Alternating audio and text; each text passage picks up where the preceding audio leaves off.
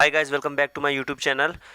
थोड़ी आज मेरी तबीयत ठीक नहीं है, तो इसकी वजह से ज़्यादा बड़ी नहीं करेंगे इस वीडियो को, ठीक है ना। हम लोग जल्दी से जल्दी अपना अगला टॉपिक एक्सेप्टेंस जो कि है उसको स्टार्ट करेंगे, और आज ज़्यादा नहीं करेंगे, ज़्यादा लंबी ये वीडियो नहीं होगी, थोड़ा सा ही पढ़ेंगे हम लोग इसमें। और एक्सेप्टेंस वाला टॉपिक जो है थोड़ा सा ख़त्म करेंगे, कम्युनिकेशन वाला बाद में करेंगे, ठीक है। स्टार्ट करते हैं एक्सेप्टेंस से। Definition of acceptance in terms of section 2B of the act, the term acceptance is defined as follows: when the person to whom the proposal is made signifies his assent thereto, proposal is said to be accepted. The proposal when accepted becomes a promise. देखो, जब हमने किसी को offer दिया और फिर वहाँ से उसने उस ऑफ़र को एक्सेप्ट कर लिया, उस प्रपोज़ल को एक्सेप्ट कर लिया, और उस प्रपोज़ल को जब एक्सेप्ट कर लिया तो वो प्रपोज़ल क्या बन गया? अब प्रॉमिस बन गया। तो इसको बोलते हैं एक्सेप्टेंस। मतलब जब वो प्रपोज़ल जो है वो प्रॉमिस बन जाता है तो उसको एक्सेप्टेंस बोला जाता है। अब analyse of the above definition: when the person to whom of proposal is made, for example a offer to sell his car to B for 2 lakh rupees, here proposal is made to be, ठीक है। Here proposal is made to be, यहाँ पे B को proposal मिला, इस वजह से B के पास उस प्रपोजल को एक्सेप्ट करेगा और वो प्रॉमिस बन जाएगा। The person to whom proposal is made is B in the above example, and if B signifies his concern on the proposal, then we can say that B has the significant his concern on the proposal made by A. और अगर B उसको हाँ कर लेता तो वो promise बन जाएगा। When B has his significant his concern on that proposal, we can say that the proposal has been accepted. और अगर उसका सिग्निफिकेंट है उस कंसर्न को रिलेटेड, मतलब वो चाहता है, तो फिर वो प्रपोजल जो है प्रॉमिस बन जाएगा, एक्सेप्ट कर लिया जाएगा। और अगर नहीं चाहता तो फिर वो उसको रिजेक्ट कर देगा। एक्सेप्टेड प्रपोजल बिकम्स प्रॉमिस, और अगर वही एक्सेप्ट हो गया तो उसको प्रॉमिस बोल देंगे। आगे बात करते हैं relationship between the offer and acceptance. According to Sir Williams and Son, acceptance is to offer what a lightning match is to train of a gun powder. इस स्टेटमेंट का क्या मतलब है अभी हम लोग पढ़ेंगे तब समझेंगे। The effect of this observation is that when what acceptance triggers can not be recalled or undergone, but there is a choice to the person who had the train to remove it before the match is applied. It is an effect means that offer can be withdrawn just before it's accepted. Acceptance converted the offer into a promise, and then it is too late to revoke it. This means as soon as the train of gunpowder is lightened, it will explode. Train of gunpowder offers in itself is inert, but it is lightened matched the acceptance which caused the gunpowder to explode.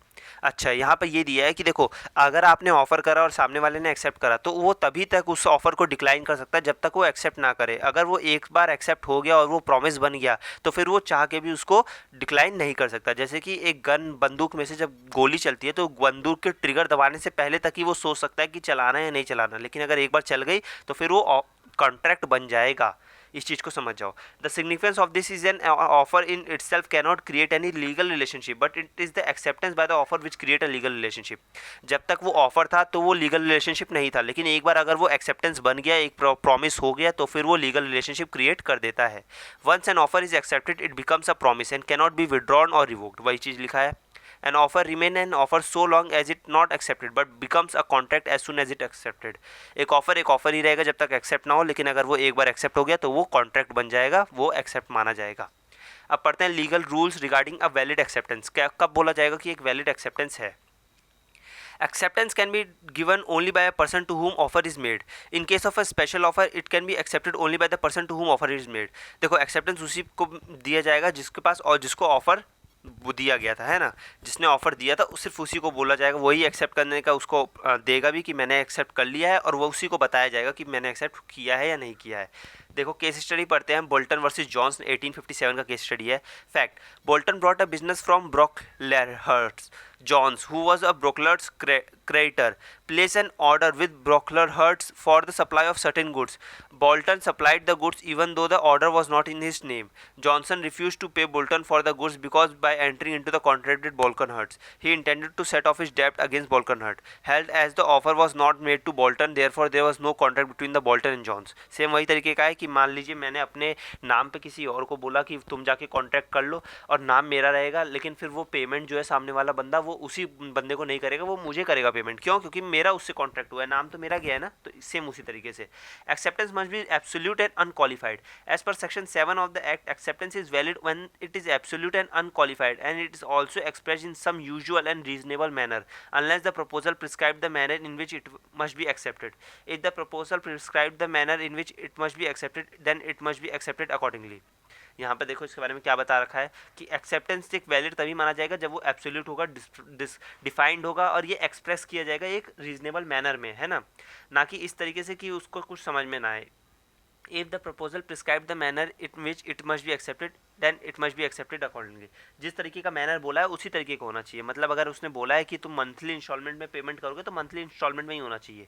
यहाँ पे पढ़ते हैं, M offer to sell his land to N for 280 euros and replied purporting to accept the offer but encloses a check of rupees 80 euros only. He promised to pay the balance 200 euro by monthly installment of rupees 50 each.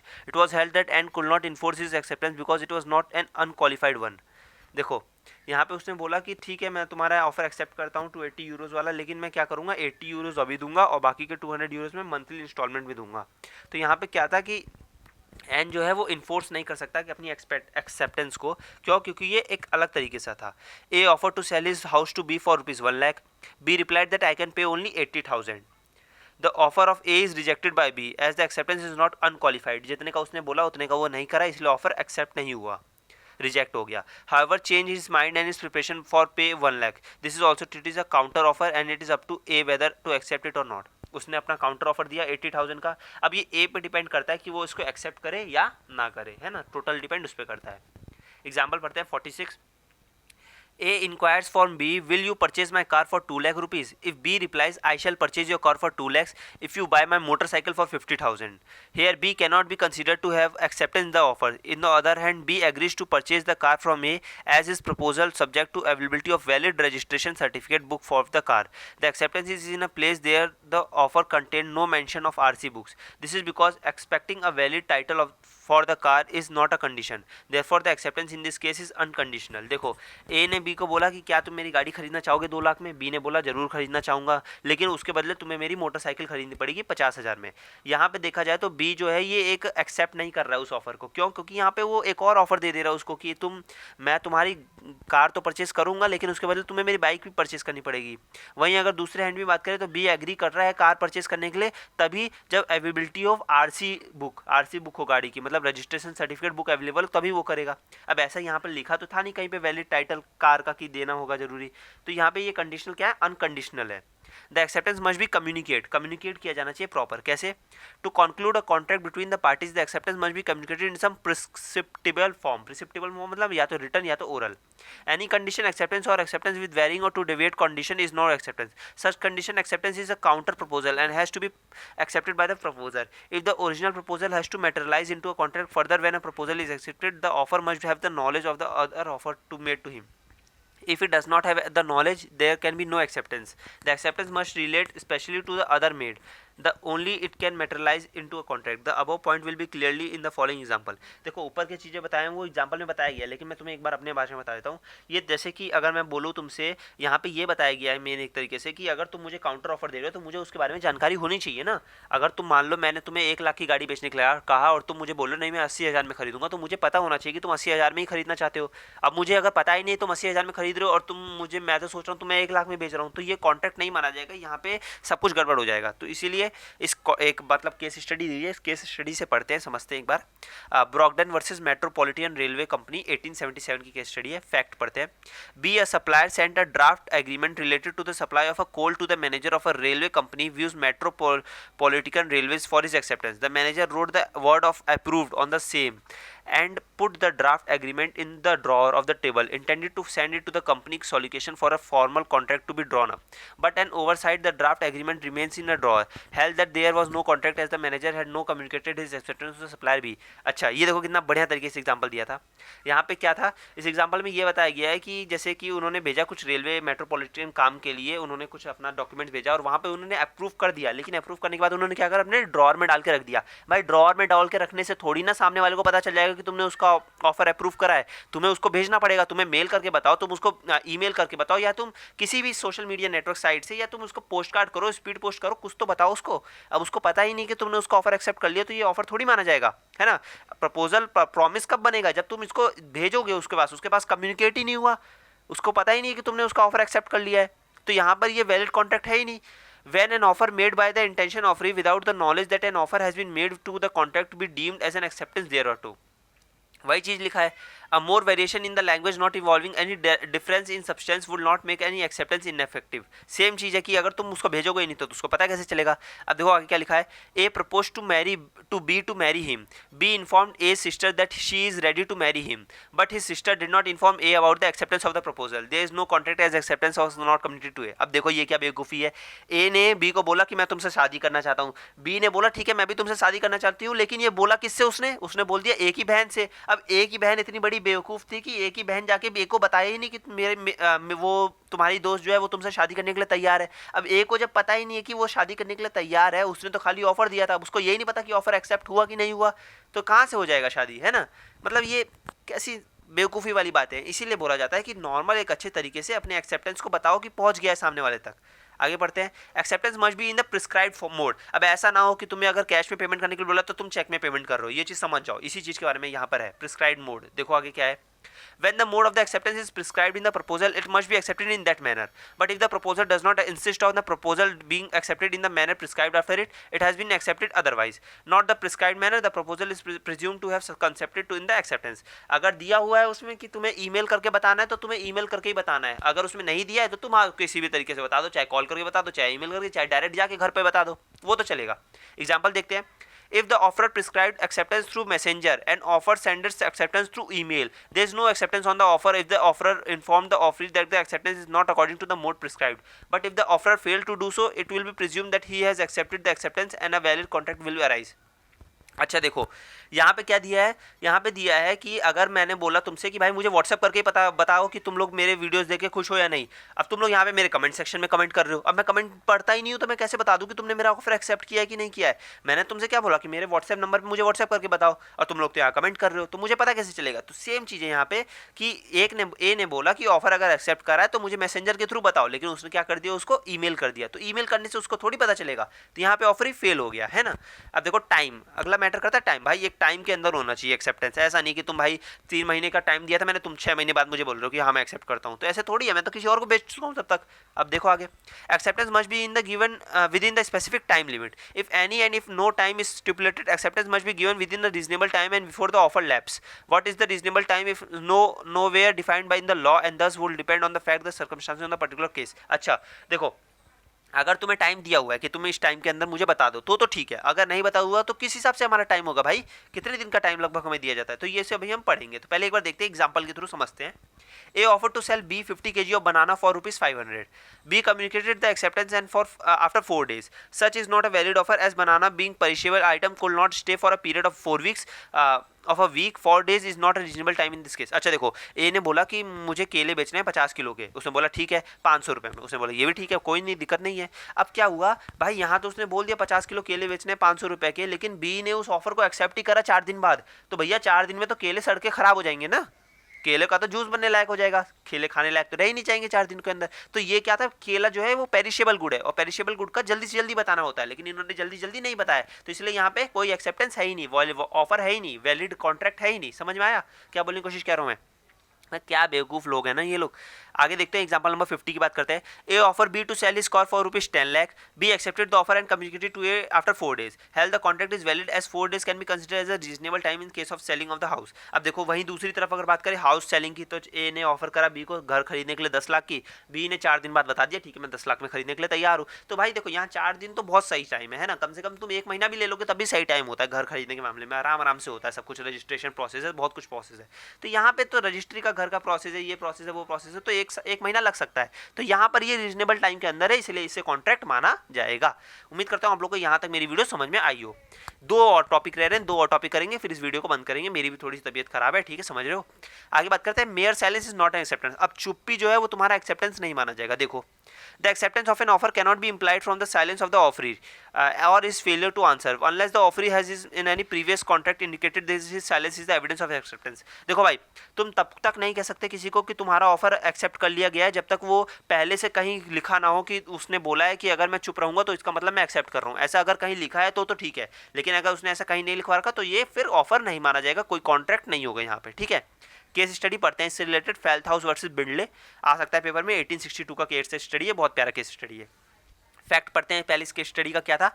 F uncle offers to buy his nephew house for 30 euros saying if I hear no more about I shall consider the house mine at 30 euros. The nephew did not reply to F at all. He told his auctioneer B to keep the particular house out for the sale of his farm stock as he intended to reserve it for his uncle.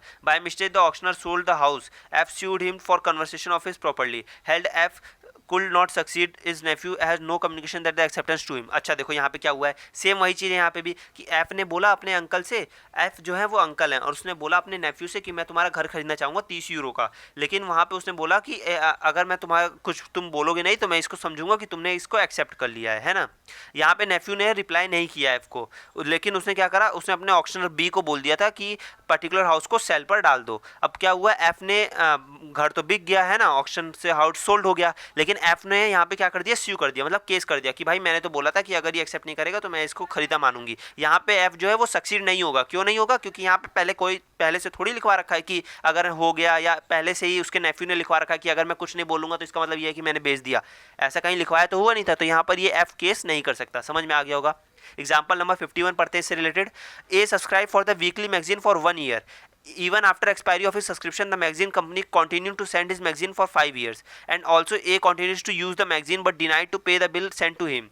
A would be liable to pay his continued use of the magazine was his acceptance to the offer. देखो यहाँ क्या हुआ, यहाँ mayor silence था, लेकिन यहाँ mayor silence हम नहीं कह सकते थे। क्यों? क्योंकि यहाँ पे उसने एक्सेप्ट करता हुआ दिखा हमें ना। यहाँ क्या हुआ, ए ने 1 साल के लिए वीकली मैगजीन रखी, ठीक है भाई, समझ में आता है, रखी है आराम से, उसने पैसे दिए होंगे, 1 साल के लिए करा होगा। अब क्या हुआ, 1 साल खत्म होने के बाद भी वो वीकली मैगजीन आते रहे और यहाँ पे अगले 5 साल तक वीकली मैगजीन को इस्तेमाल करता रहा और बेवकूफ़ ने पैसे भी नहीं दिए। अब उसके बाद ये कह रहा है कि भाई अब तो मैं पैसे ही नहीं दूंगा। क्यों नहीं देगा भाई तू पैसे? तूने 5 साल तक उस न्यूज़पेपर मैगजीन को पढ़ा है, तू क्यों नहीं देगा मुझे पैसे? केस करूंगा तेरे ऊपर, तू पैसे निकालेगा कैसे भी करके, तुझे पैसे देने ही पड़ेंगे। समझ में आ गया तुम्हें? आगे बढ़ते हैं। लास्ट पॉइंट है एक्सेप्टेंस बाय कंडक्ट या इंप्लाइड एक्सेप्टेंस क्या होता है। इस टॉपिक के बाद खत्म करेंगे, थोड़ी तबीयत खराब है, अगले वीडियो में फिर से मिलेंगे, ठीक है। लास्ट टॉपिक समझ लो ध्यान से। एक्सेप्टेंस बाय कंडक्ट या इंप्लाइड एक्सेप्टेंस क्या होता है। Section 8 of the act lays down the performance of the conduct और अ प्रपोजल और the acceptance of any consideration for a reciprocal promise will be offer with the proposal constitute an acceptance of the proposal. The section provides the acceptance of the proposal by conduct as any against other mode of acceptance, verbal or written communication. देखो भाई acceptance जो है ना वो किसी भी तरीके के हो सकते हैं, मैंने बता रखा है, वर्बल भी हो सकता है या रिटर्न भी हो सकता है ना। ये टोटली डिपेंड करता है कि आप किस तरीके से उस ऑफर को एक्सेप्ट करते हो, है ना। Therefore, when the person perform the act intended by the proposer as the consideration for the promise offered by him, the performance of the act constitute acceptance. Example के थ्रू पढ़ते हैं, अच्छे तरीके से आप लोगों को समझ में आया होगा। जो मैंने बोला होगा वो आप लोगों को समझ में नहीं आया होगा। एग्जाम्पल देखते हैं, एग्जाम्पल के थ्रू समझ में आ जाएगा। When a tradesman receives an order for a customer and executes the order by sending the goods, the customer order for goods constitute the offer, which has been accepted by the tradesman subsequently by sending the goods. In a case of acceptance by conduct, when a cobbler sits with a brush and polish, a person giving his shoes for polish constitute an acceptance by the conduct. अच्छा, acceptance by conduct मतलब कुछ करके दिखा देना कि वो accept कर लिया है। मतलब मान लो तुमने मुझे बोला कि भैया मैं तुम्हारे 500 मैं शर्ट बनाता हूँ और तुमने मुझे बोला भैया हर्षित भैया हमें 500 शर्ट बनवाने हैं। हम कहा ठीक है बनवा देंगे। उन्होंने बोला हमें आपको इतने रुपए देंगे। मैं कहा ठीक है। अब क्या हुआ, मैंने सीधे तुम्हें रिप्लाई ना करके कि मैं एक्सेप्ट कर रहा हूँ तुम्हारा ऑफर, मैंने क्या कर दिया, यहाँ से तुम्हें 300 शर्ट भेज दिए तुरंत बना के। तो तुम वहाँ पे 300 शर्ट जब तुम एक्सेप्ट कर रहे हो तो तुम्हें समझना पड़ेगा कि वो ऑफर तुमने एक्सेप्ट कर लिया है ना। मैंने ऑफर एक्सेप्ट कर लिया है, क्यों? तभी तो मैंने भाई तुम्हें 300 शर्ट भेजे हैं। ऐसा तो है नहीं कि मैं 300 शर्ट खाली तुम्हें सैंपल के रूप में भेज रहा हूँ, है ना। तो मैंने एक्सेप्ट कर लिया 300 शर्ट, मतलब 500 शर्ट का ऑफर एक्सेप्ट कर लिया था, 300 भेज चुका हूँ, 200 और भेजने। तो यहाँ पे एक्सेप्टेंस बाय कंडक्ट मतलब मैं कुछ करके दिखा दे रहा हूँ ताकि मैं एक्सेप्ट कर चुका हूँ। सिमिलरली उसी तरह से दूसरी तरह से अगर तुम कहीं जा रहे हो रोड पर, तुम देख रहे हो कि एक जूते पॉलिश करने वाला बैठा है जूते का अपना वो लेके, तो इसका मतलब अगर तुम अपने पैर आगे करोगे तो वो जूता साफ करने लग जाएगा। तो वहाँ पे वो तुमने अपना पैर ऑफर करा, आगे करा और उसने वो एक्सेप्ट कर लिया, जूता साफ करने लग गया। तो यहाँ पे उसको बोलने की जरूरत नहीं है कि भाई मैं एक्सेप्ट कर रहा हूँ या मैं नहीं कर रहा हूँ या मैं कैसे कर रहा हूँ। समझ में आ गया? होपफुली आप लोग को यहाँ तक वीडियो मेरी समझ में आ गई होगी। अगले वीडियो में हम लोग communication of offer and acceptance की बात करेंगे और अगले 2 वीडियोस के अंदर इस चैप्टर को मैं कंप्लीट करने की पूरी कोशिश करूंगा। मतलब फर्स्ट पार्ट, चैप्टर का फर्स्ट पार्ट कंप्लीट करने की पूरी कोशिश करूंगा। उसके बाद हमारा रह जाएगा कंसिडरेशन वाला टॉपिक, वो हम आगे अपनी 2-3 वीडियोस में कंप्लीट कर देंगे। मतलब कुल मिला के मैं बताऊं तो 6 to 7 लेक्चर 20-20 मिनट्स के होंगे लगभग, और इसमें पूरा हमारा ये चैप्टर कंप्लीट हो जाएगा, है ना।